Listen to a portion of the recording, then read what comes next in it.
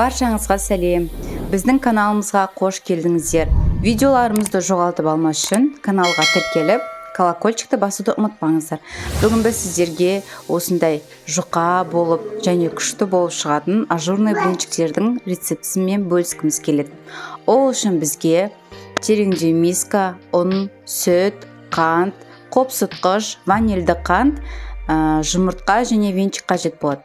Ең алдымен жұмыртқаларымызды ыдысқа жарып аламыз. Енді шамалы араластырып, оның үстіне қантымызды саламыз. Жақсылап араластырып аламыз. Енді араластырып болған соң, оның үстіне бір кесе сүтімізді құйып, оны да жақсылап араластырып аламыз. Оның үстіне ұнымызды салатын боламыз. Мен ұнды 3 бөлікке бөліп салдым. Жақсылап араластырып аламыз. Ұнның түйіршіктері қалмау керек. Екінші бөлік салған кезде мен оның үстіне қопсытқыш, бір шай қасық қопсытқыш және де жарты шай қасық ванильді қант салдым.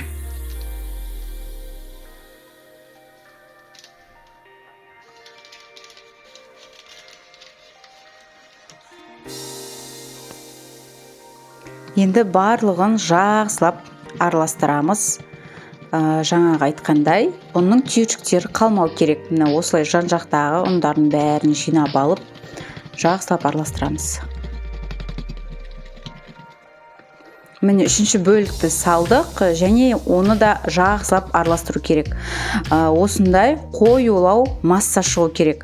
Оның үстіне жаңа қайнаған, ыстық қайнаған суымызды құйып, жақсылап араластырамыз. Тез араластыру өте маңызды, себебі құрамындағы жұмыртқалар пісіп қалуы мүмкін де, қамырдың құрамы бұзылып, блинчиктеріміз шықпай қалуы мүмкін.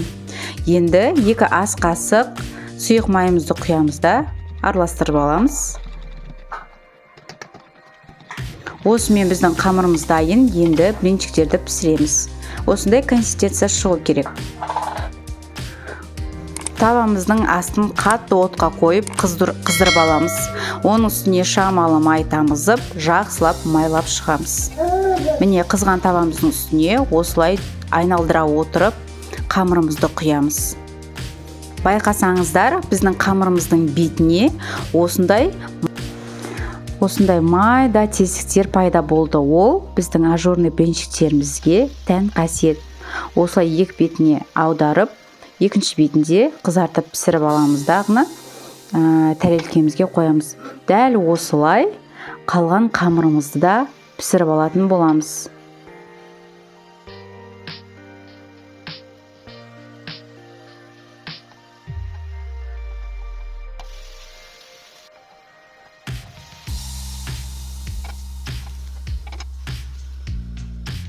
Құрметті көрермендер, біздің блинчиктеріміз дайын. Осындай жұқа, әдемі, өте дәмді, ауызда еритін блинчиктеріміз дайын болды.